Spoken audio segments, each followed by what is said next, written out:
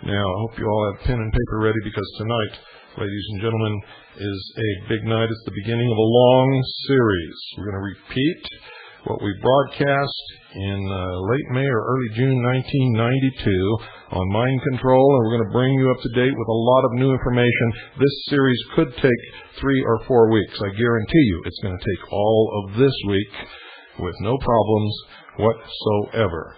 So don't go away. You don't even want to miss 1 second of this series or any of the broadcasts in this series.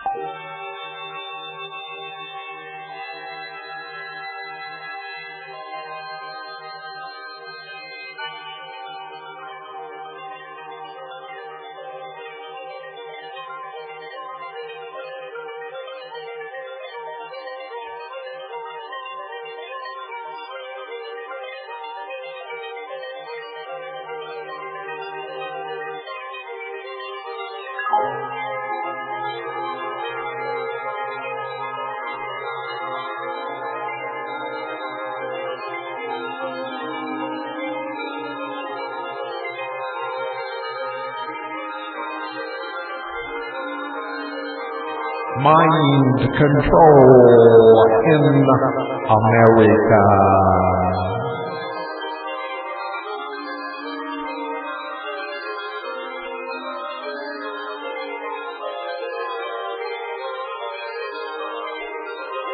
People,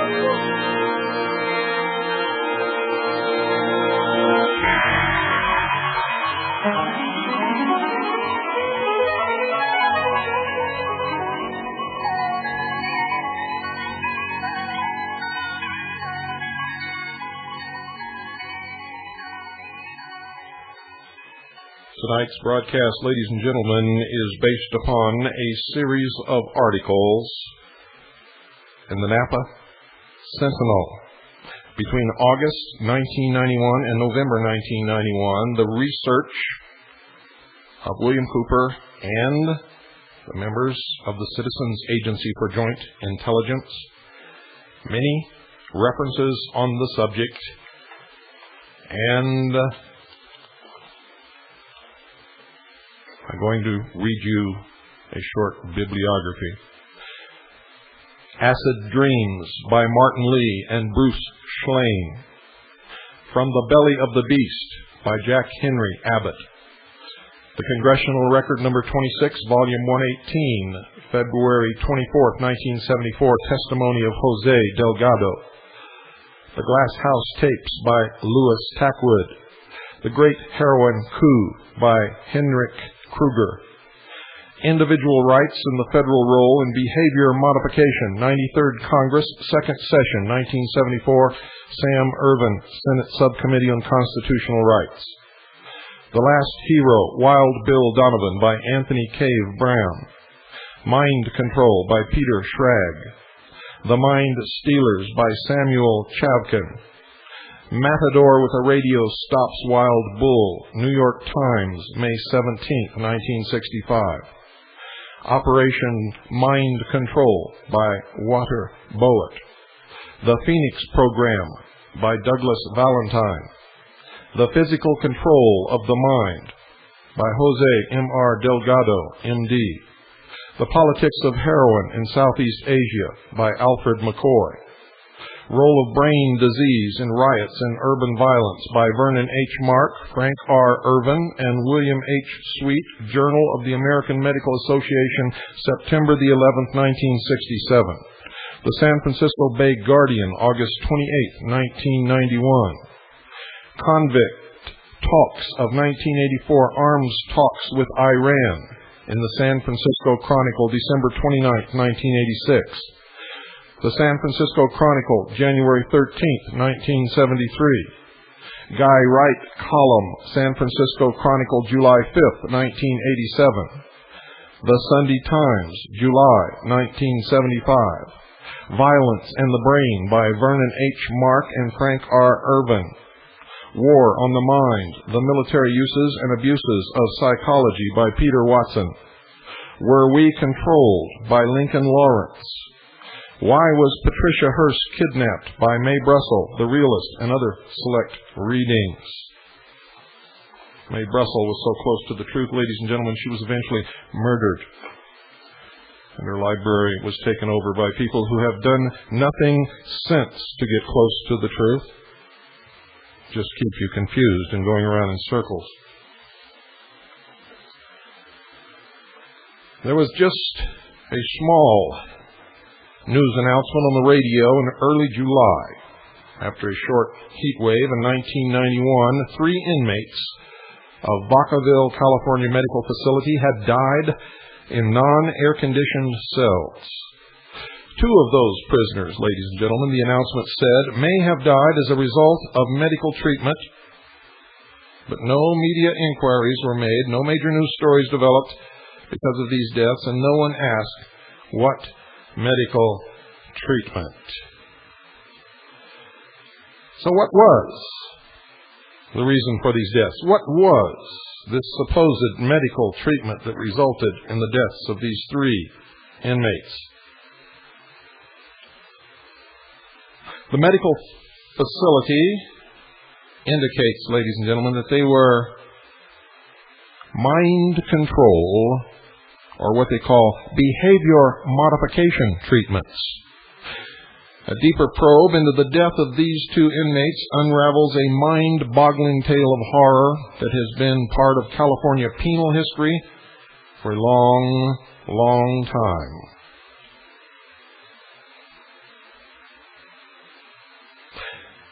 And it is, of course, one that caused national outcries less than 2 decades ago. Most of you will not remember. But mind control experiments have been a part of California for decades, ladies and gentlemen, and they permeate the mental institutions and prisons. Another very famous location of mind control experiments by the Central Intelligence Agency and others is the nation of Canada. But it's not just in the penal society that mind control measures have been used. You see, minority children were subjected to experimentation at abandoned Nike missile sites. Veterans who fought for American freedom were also subjected to the programs. Without their knowledge, of course. Many veterans who go to the VA for help find themselves subjects of bizarre experiments that sometimes leaves them deranged and helpless for the rest of their life.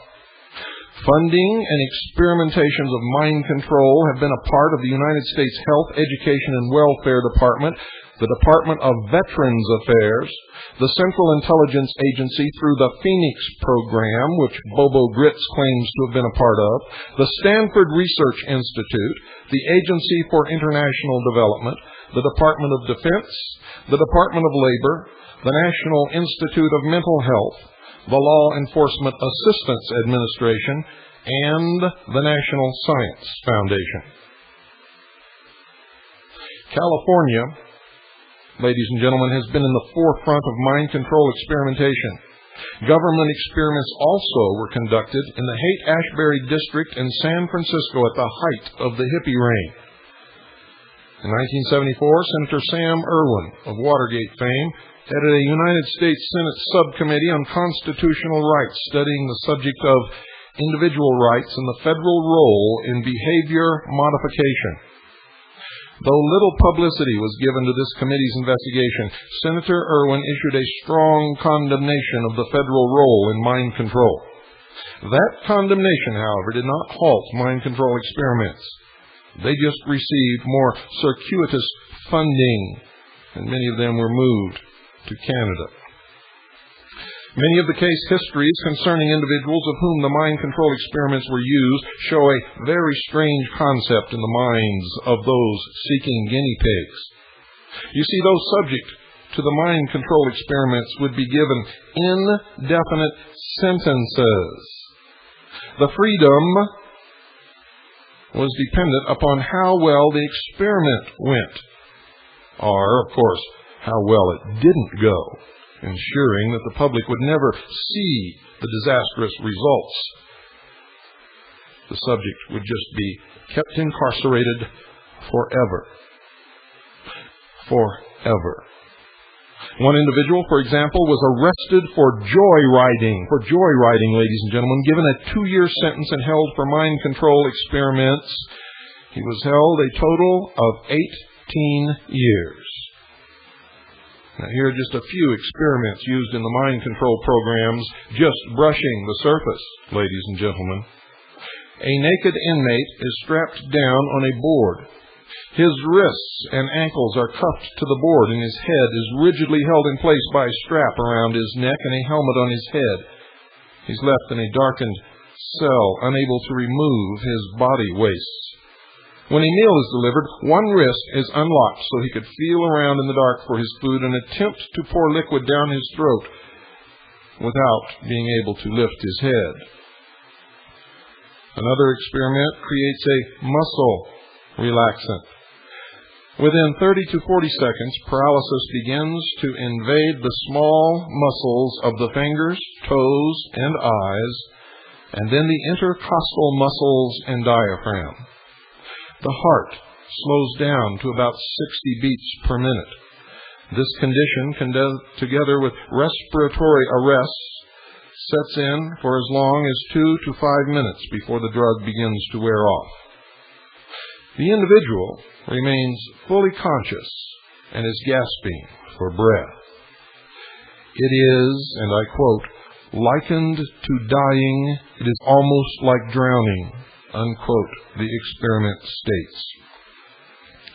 Another drug induces vomiting and was administered to prisoners who didn't get up on time, or were caught swearing or lying, or even not greeting their guards formally. The treatment brings about uncontrolled vomiting that lasts from 15 minutes to an hour, accompanied by a temporary cardiovascular effect involving changes in the blood pressure. Now, you can see where this is going, ladies and gentlemen. It leads ultimately to total control of the individual. The Department of Health, Education, and Welfare in the United States Army have admitted mind control experiments, and many deaths have occurred, all on record. And many which are not on record. Records cannot be found. They've been destroyed or hidden or locked away or veiled by the all-encompassing curtain called national security, which in most instances turns out to be security of the criminals from the public citizens of the nation. Another experiment deals with creating body rigidness. aching, restlessness, blurred vision, severe muscular pain, trembling, and fogged cognition. In tracing the steps of government mind control experiments, ladies and gentlemen, the trail leads to legal and illegal usage for covert intelligence operations, and experiments on innocent people who were unaware that they were even being used as subjects in these draconian practices.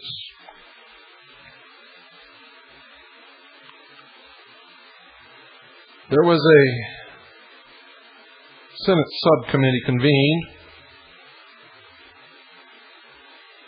on November 1974.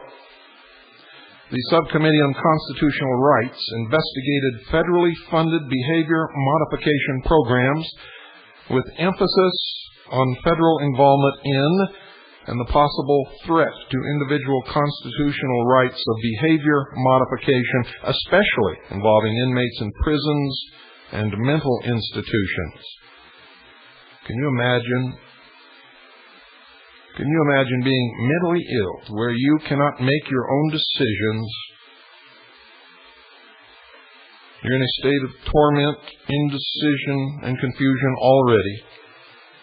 And someone singles you out and begins to use you against your will, without your capacity to really even know what is happening, in one of these terrible experiments, which can lead to total insanity with the hope of no cure ever,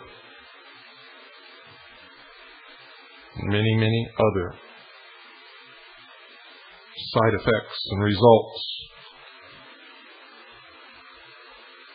and outcomes. The Senate committee, ladies and gentlemen, was appalled. Can you imagine that? They were appalled after reviewing documents from the following sources. The Neuro Research Foundation's study entitled The Medical Epidemiology of Criminals, the Center for the Study and Reduction of Violence from UCLA, and the Closed Adolescent Treatment Center. Where are your children right now? A national uproar was created, folks, by various articles in 1974 which prompted the Senate investigation, but after all these years, the news that 2 inmates at Vacaville may have died from these same experiments indicates that though a nation was shocked in 1974, little was done to correct the experimentations. And in 1977, a Senate subcommittee on health and scientific research chaired by Senator Ted Kennedy focused on the CIA's testing of LSD on unwitting citizens. Only a mere handful of people within the CIA knew about the scope and details of the program. To understand the full scope of this problem, it's important to study some of its origins. The Kennedy Subcommittee learned about the CIA operation, dubbed MK-Ultra, through the testimony of Dr. Sidney Gottlieb. The purpose of the program, according to his testimony, was to investigate whether and how it was possible to modify an individual's behavior by covert means. Folks, to explain that to you, it means without the knowledge of the subject. I'll say that again. Investigate whether and how it was possible to modify an individual's behavior by covert means. This will all begin to take on special meaning to you at some point later on in this series. Claiming the protection of the National Security Act, Dr. Gottlieb was unwilling to tell the Senate subcommittee what had been learned or gained by these experiments. He did state, however, that the program was initially engendered by a concern that the Soviets and other enemies of the United States would get ahead of the United States in this field. Through the Freedom of Information Act, researchers are now able to obtain documents detailing the MK-Ultra program and other Central Intelligence Agency behavior modification projects in a special reading room located on the bottom floor of the Hyatt Regency in Roslyn, Virginia. The most daring phase of the MK Ultra program involving slipping unwitting American citizens LSD in real-life situations. The idea for the series of experiments originated in November of 1941 when William Donovan, also called Wild Bill Donovan, Knights Templar, member of the Knights of Malta, founder and director of the Office of Strategic Services, OSS, the forerunner of the Central Intelligence Agency during World War II. At that time, the intelligence agency invested $5,000 for the Truth Drug program. Experiment with scopolamine and morphine proved both unfruitful and very dangerous. The program tested scores of other drugs, including mescaline, barbiturates, benzedrine, cannabis, indica, to name a few. Now, the United States was highly concerned at that time over the heavy losses of freighters and other ships in the North Atlantic, all victims of German U-boats. Information about German U-boat strategy was desperately needed, and it was believed that the information could be obtained through drug-influenced interrogations of German naval POWs, of course, in direct violation of the Geneva Accords. Tetrahydrocannabinol acetate, a colorless, odorless marijuana extract, was used to lace a cigarette or food substance without detection. Initially, the experiments were done on volunteer United States Army and OSS personnel, and testing was also disguised as a remedy for shell shock. Veterans who were shell-shocked, who went for treatment, were not told that they were being used as guinea pigs. The volunteers became known as Donovan's Dreamers. The experiments were so hush-hush that only a few top officials knew about them. President Franklin Roosevelt was aware of the experiments, and the truth drug achieved mixed success. The experiments were halted when a memo was written. Quote, "The drug defies all but the most expert in search analysis, and for all practical purposes can be considered beyond analysis," unquote. The OSS did not, however, halt the program. For in 1943, field tests of the extract were being conducted despite the order to halt them. Now they are intentionally disobeying direct orders. The most celebrated test was conducted by Captain George Hunter White, an OSS agent and ex-law enforcement official, who on August Del Grazio, also known as Augie Dallas, also known as Del, also known as Little Augie, a New York gangster. Cigarettes laced with the acetate were offered to Augie without his knowledge of the content. Augie, who had served time in prison for assault and murder, had been one of the world's most notorious drug dealers and smugglers.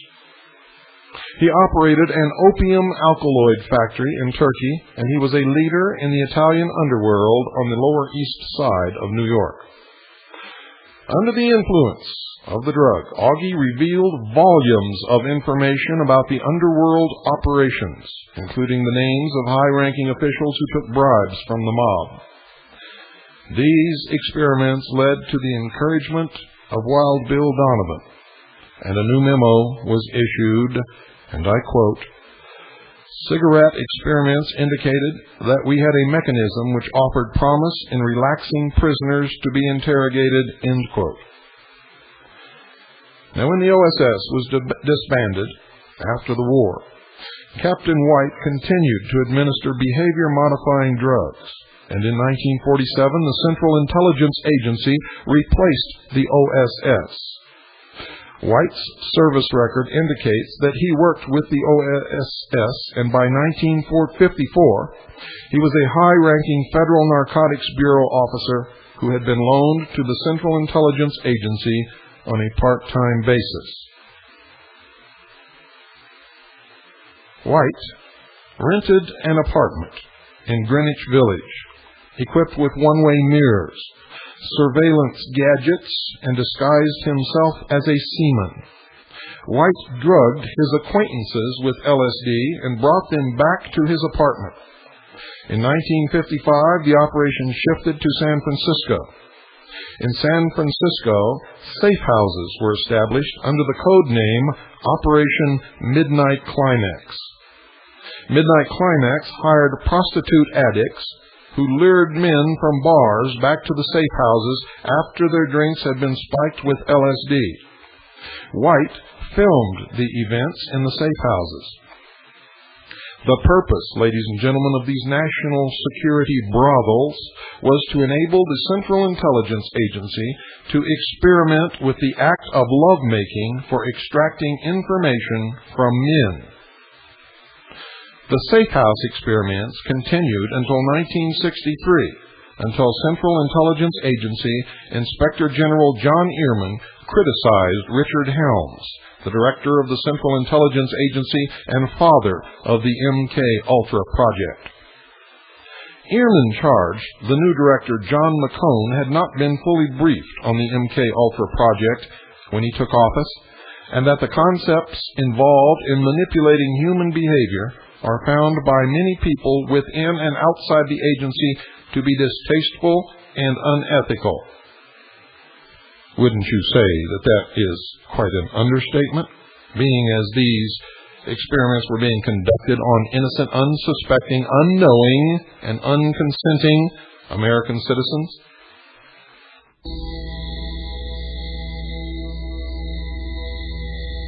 Walks and stations of life. He went on to state that the rights and interests of U.S. citizens are placed in jeopardy. How nice of them to realize such a thing. But as you will see,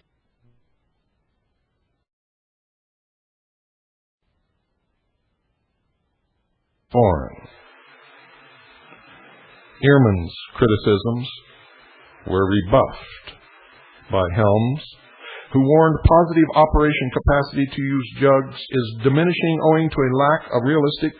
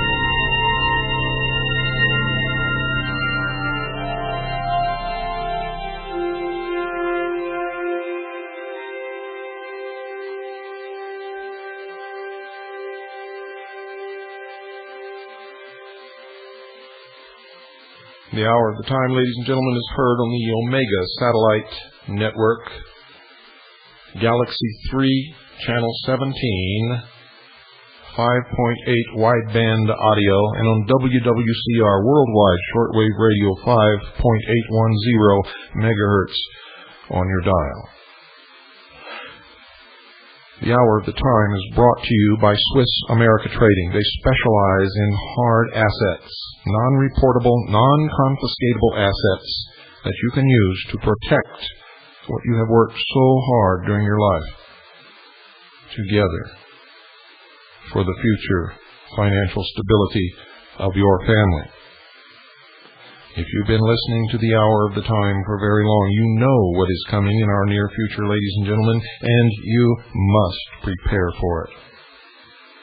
Look around now at the faces of your loved ones, if you cannot honestly tell them at this point, at this time, at this very moment, that you have taken positive steps to protect their financial future, then you must call our sponsors and anyone else that you may find who may be able to offer a solution to your problem. Now, if you appreciate the information and the value that you receive from this broadcast, we hope that you will deal with our sponsor, Swiss America Trading.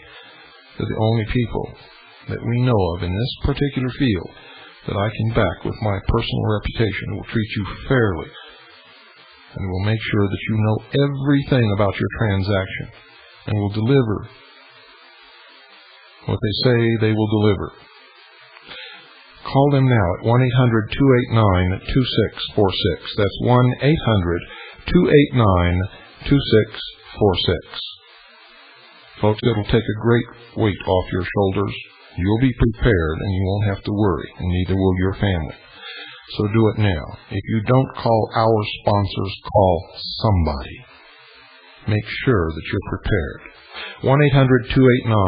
1-800-289-2646. Do it now. You'll be glad that you did.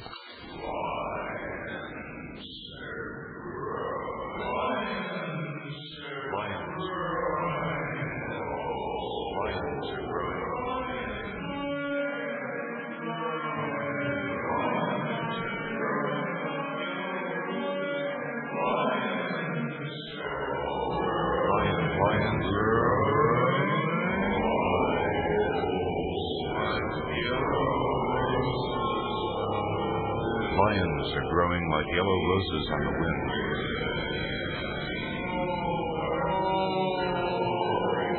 Lions are growing. Lions.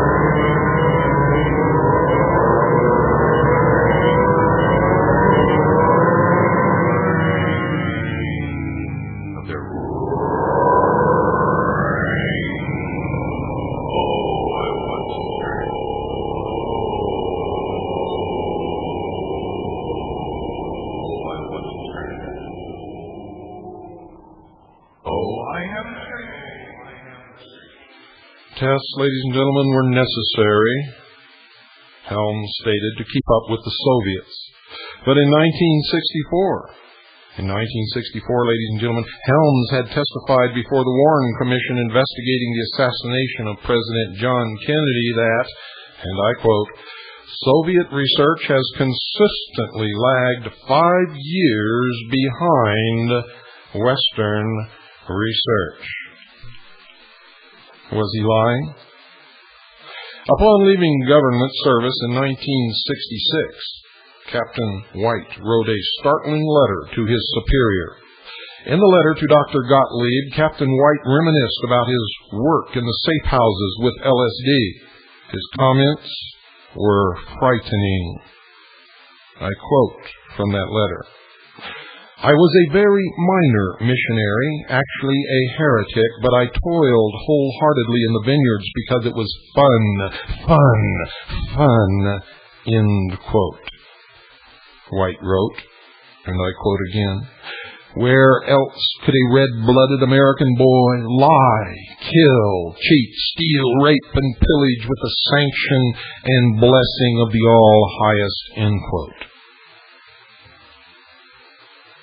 Though the CIA continued to maintain drug experiments in the streets of America, ladies and gentlemen, after the program was officially canceled, the United States reaped tremendous value from it, according to their own testimony.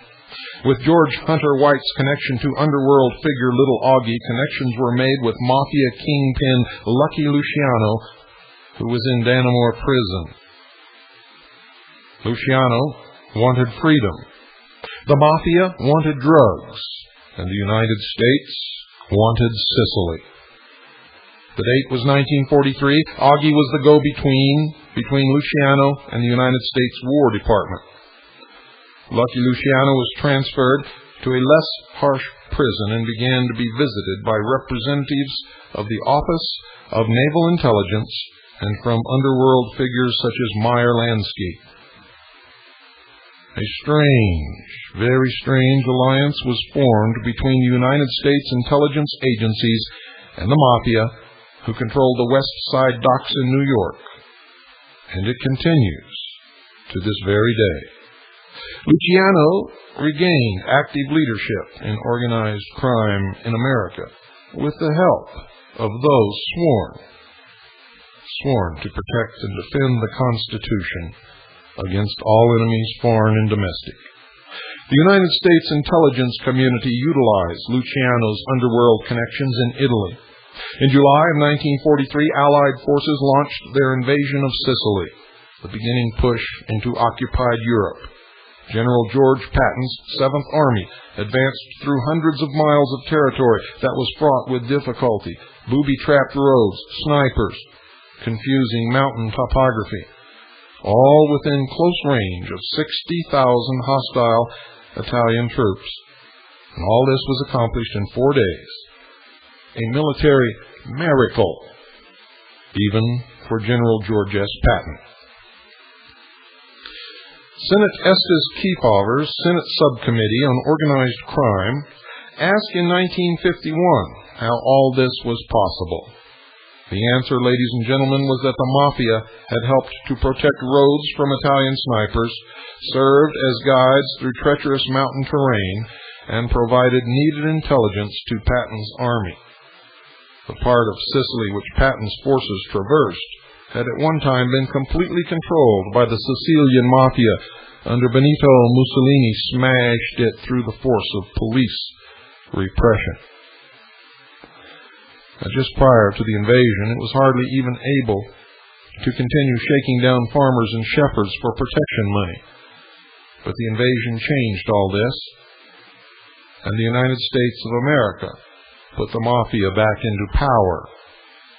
And the mafia went on to play a very prominent and well-documented role in the American military occupation of Italy. The expedients of war opened the doors to American drug traffic and mafia domination. The partnership between the American intelligence agencies and the underworld has never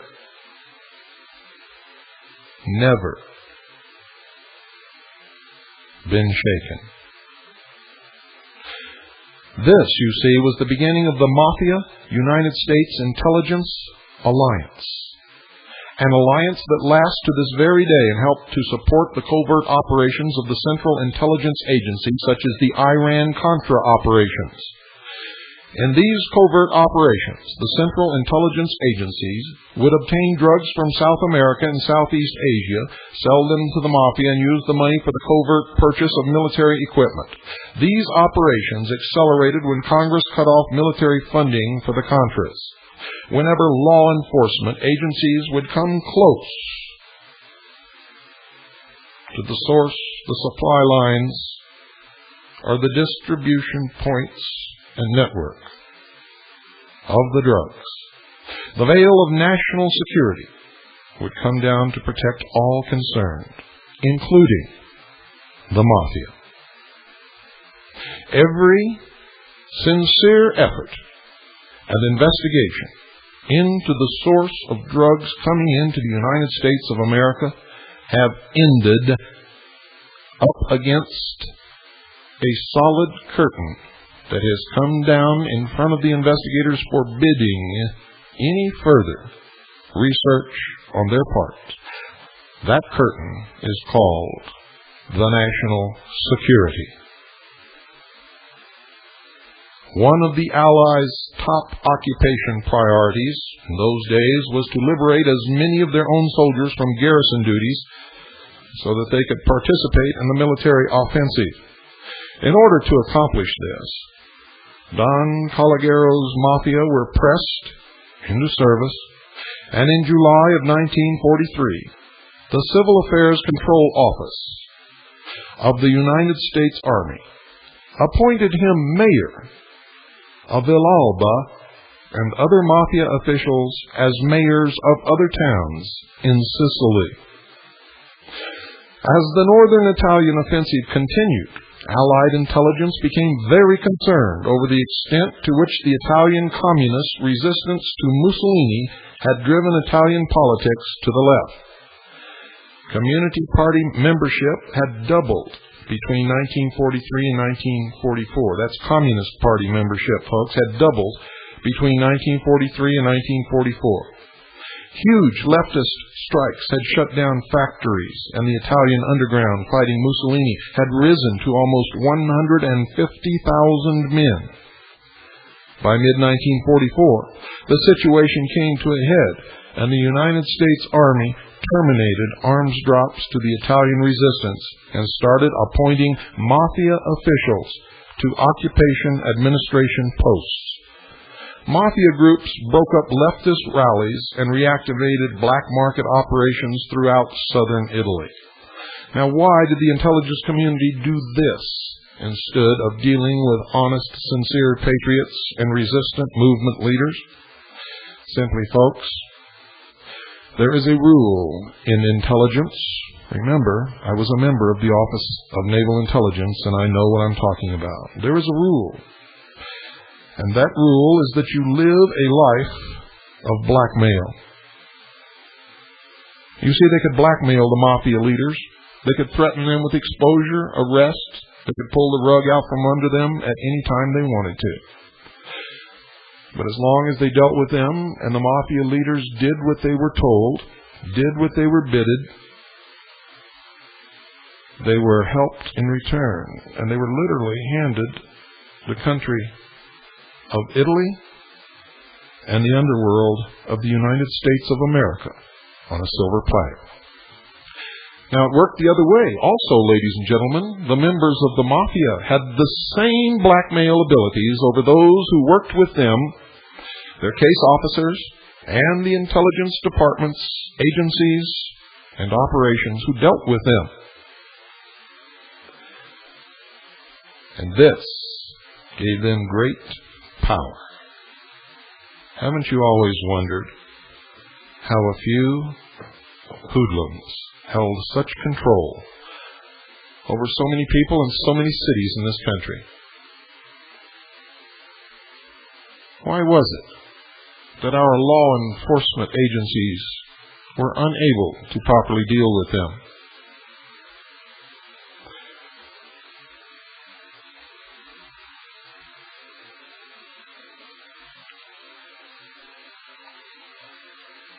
I think it is something that all Americans need to know, need to think about, and we need to begin to put together solutions so that these things can never happen again. And how can we do that? When the very foundation of the nation is slipping out from within our grasp. The Constitution itself is in danger. But it's in danger, folks, because of years and years and years of these powerful members of the intelligence community and secret societies who have been destroying, subverting the nation from within, often using the guise of patriotism to coerce good men and women to help them in the destruction of this country, not realizing that in their zeal and patriotism they were actually helping to destroy the nation.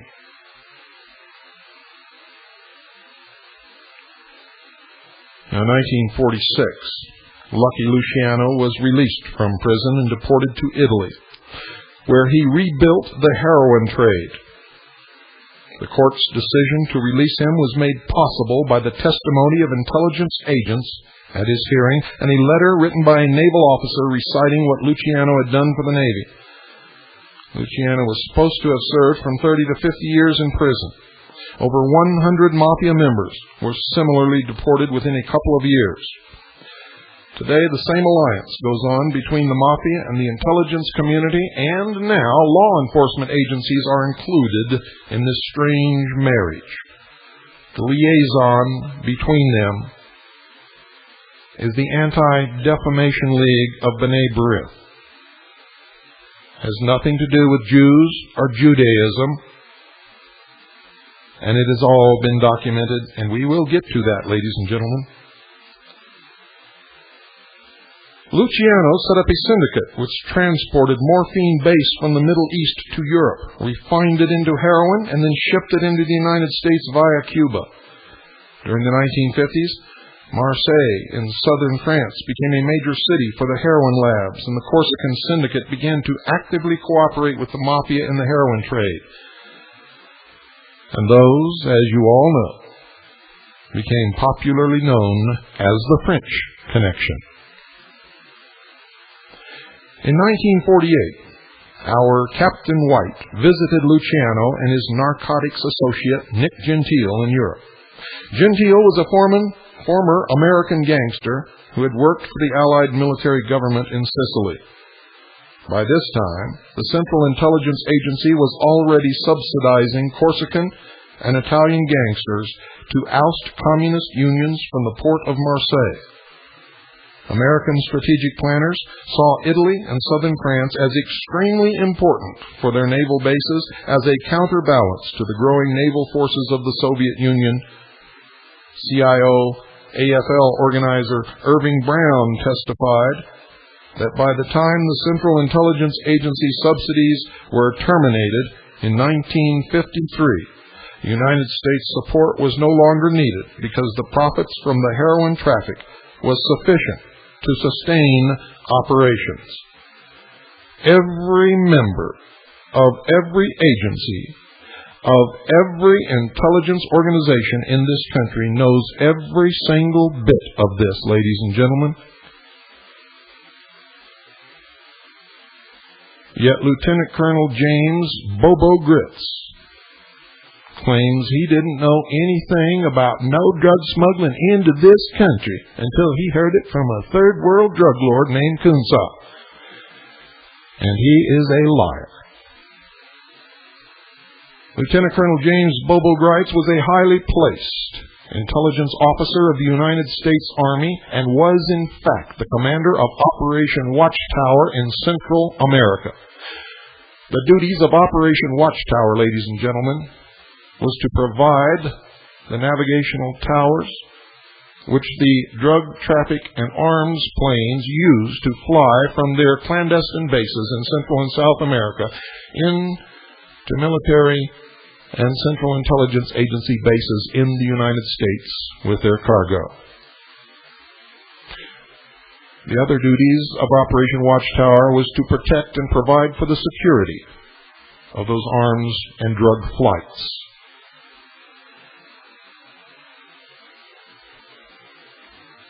You better wake up, America, because you've been had in more ways than one.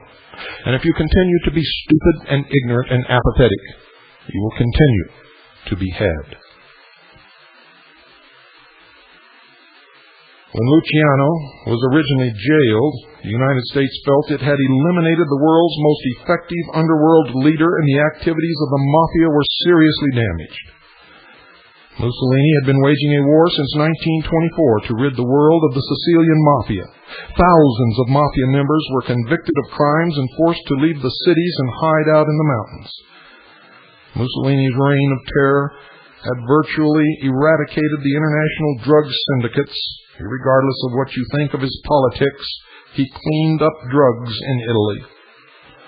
Combined with the shipping surveillance during the war years, heroin trafficking had become almost nil. Drug use in the United States before Luciano's release from prison and the strange alliance of the Mafia and the intelligence agencies was on the verge of being entirely wiped out.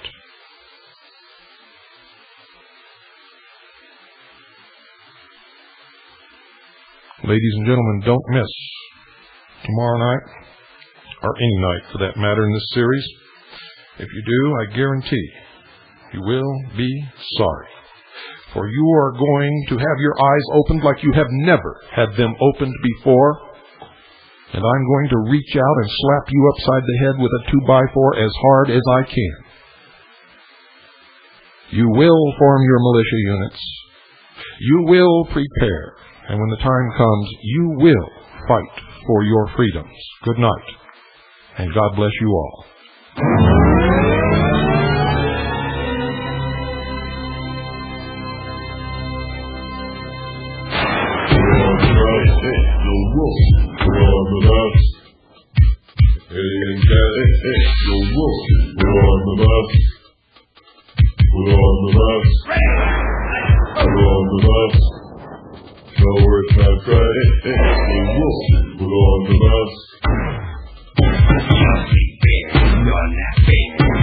Pollution rays are crashing, you're melting, stop breathing, till the air has got you wheezing, keep coughing and sneezing. Diagnosis 89, they trick you into thinking that the world is really fine, but they're lying to the people, another cover up dirty slime. The alien or the enemy, more white stuff coming from your chimney. Now Jiminy, the cricket, you don't like it, you don't dig it, you want to pick it. Then there's Barbie in her wedding dress, she's not impressed, she's just messed up in brown. Pollution, evolution, resolution, execution of the atmosphere. Nukes and winter, nukes and sun, nukes and ice for everyone. No more lovers, only fear. No more flowers, only tears. No more clarity, posterity, regularity, all sucked up by bitter cold. It's you, fool man, who's getting sold. Old, cold, uranium, plutonium, they mix it up at night. They feed it to the neighborhood, into your water pipe. Uranium, plutonium, they try to hide the fact. Now the earth is growing poison plants while they're just kicking back. Put on the bus, put on the bus, no worth my trash. Radioactive, I just heard. Put on the bus, put on the bus, put on the bus, alien gas, put on the bus. Not your right, it's mine. You're mine. No more goofing. Audio pirate, laserist, go back to the end of the line. It's your lesson, consumption, hometown rectum, clean your section. All the children jam the system. Don't pretend you have no wisdom. You can make the right decision. Carbon creatures get along. The cure is here within this song. Also simple. You will make a ripple in this wave. Kept alive, we all survive. Humans, one for all. Place them on the testing tape. Examine what went wrong. Reimpose the master right. Their DNA's all gone. Live together for each other. Make the whole your planet brother. Clear the skies, no raindrop dies. When all blood creatures learn to thrive. When all blood creatures find their eyes. Uranium, plutonium, they mix it up at night. They feed it to the animals, into your water pipes. Uranium, plutonium, they try to hide the fact. Now the earth is growing poison plants while they're just doing jack. Put on the bus, put